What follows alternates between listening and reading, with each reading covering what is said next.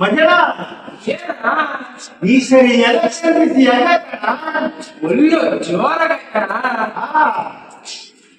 ಆ ಕಡೆ 2 ಪಾಯಿಂಟ್ ಕೊಡ್ತಾರೆ, ಮಾಡ್ಕೊಡ್ತಾರೆ, 3 ರೂಪಾಯಿ ಮಾಡ್ತಾರೆ. ನಾಳೆ ಹೋಗ್ಬಿಟ್ಟು ಯಾಕೋ ಅನ್ಕೊಂತಾರೆ ಈ ತರ ಕೂತ್ಬಿಟ್ರೆ ಲಕ್ಷ ಮಾಡ್ಕೊಂಡು ನಾವು ಏನು ಲಕ್ಷಾಂತರ ನಷ್ಟ.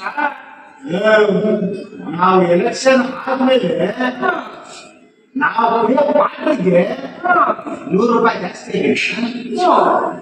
ಇದಕ್ಕೆ 100 ರೂಪಾಯಿ ಪಾಟು ತಿಂಗಳಿಗೆ ಎಷ್ಟಾಯ್ತಣ? 3,000 ಆಗಿಲ್ವಾ? 3,000 ಆದ್ರೆ ವರ್ಷಕ್ಕೆ ಎಷ್ಟಾಯ್ತಣ? ಇಷ್ಟಾಯ್ತಣ? 36,000 ಆಯ್ತು. ಹಾಗಾದ್ರೆ 1,80,000 ಕಳ್ಕೊಂಡಿವಣ. 1,80,000 ಕರೆಕ್ಟ್ ಅಣ್ಣ.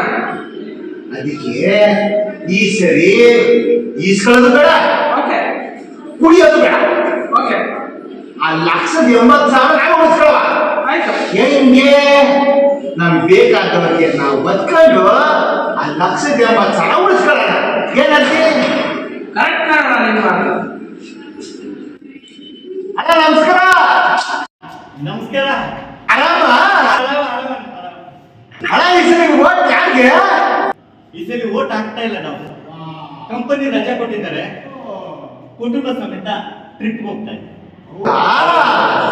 ಅಣ್ಣ ನಿಮ್ ಮನೆ ಮುಂದ್ಗಡೆ ಮೈಗೆ ನಡೀತಲ್ಲ, ಏನಾಯ್ತದ ವಿಷಯ? ಅದು ನಾಳೆ ಕಾರ್ಪೊರೇಷನ್ಗೆ ಹೋಗ್ತಾ ಇದ್ದೀನಿ, ಕ್ವಶನ್ ರೈಸ್ ಮಾಡಿ. ಯಾವ ಅಪ್ಪ ಮೇಲೆ ನೀನು ರೈಸ್ ಮಾಡ್ತೀಯಲ್ಲ? ಅಣ್ಣ ಇದು ಪ್ರಜಾಪ್ರಭುತ್ವ ದೇಶ, ನನಗೆ ಕ್ವಶನ್ ಮಾಡೋ ಹಕ್ಕಿದೆ. ಓಟ್ ಹಾಕಿದ್ಯಾ ನೀನು? ಅಂದ್ರೆ ಅಂದ್ರೆ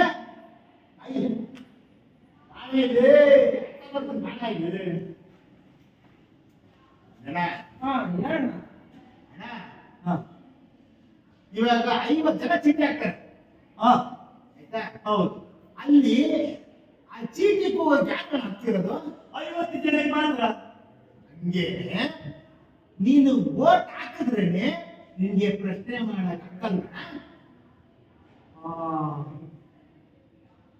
ಹಾಗಾದ್ರೆ ನಾನು ನನ್ನ ಫ್ಯಾಮಿಲಿ ಮೊದಲು ವೋಟ್ ಹಾಕ್ತೀನಿ, ಆಮೇಲೆ ಪ್ರಶ್ನೆ ಮಾಡ್ತೀನಿ. ಸರಿ, ನೀನ್ ಸೂಪರ್ ಸೂಪರ್.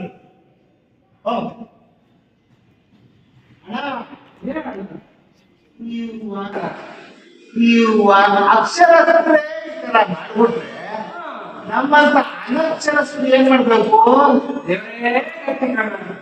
ಅದಕ್ಕೆ ಪ್ರಶ್ನೆ ಮಾಡ್ಬೇಕು ಅಂದ್ರೆ ನಾವು ಎಲ್ಲರೂ ಮಾಡ್ಬೇಕು.